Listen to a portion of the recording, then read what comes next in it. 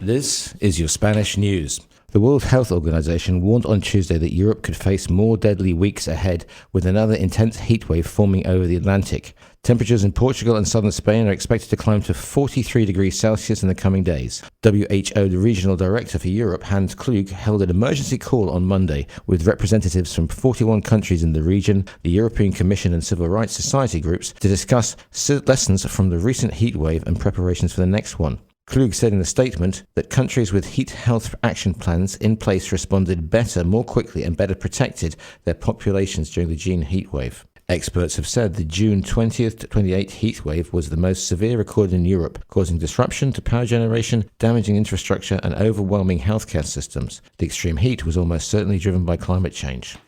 A 17-year-old Norwegian girl reported missing since the early hours of Monday morning in Puerto Banús died after being hit by a lorry on the A7 motorway in Mijas.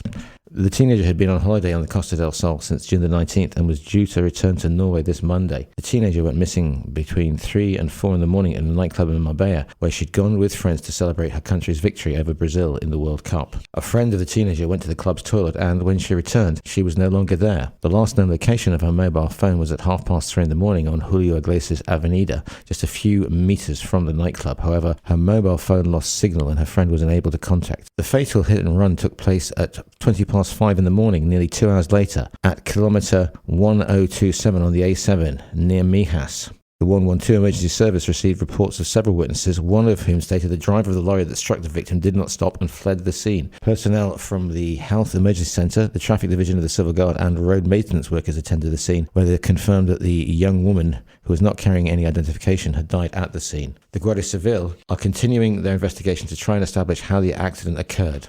And finally, Spain's coach Luis de la Fuente hailed Lamine Yamal's performance on Monday's 1-0 victory over Portugal as one of the most important of the 18-year-old's burgeoning career as the European champions advanced to the World Cup quarter-finals. Substitute Mikel Merino struck in the 91st minute to send Spain into the last 8 for the first time since they won their only World Cup in 2010. "For me, he's played one of the most important matches of his life," said de la Fuente.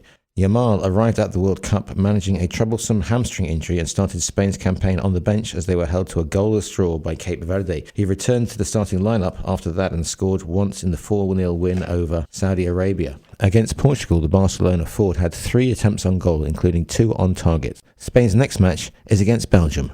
And that's your Spanish news.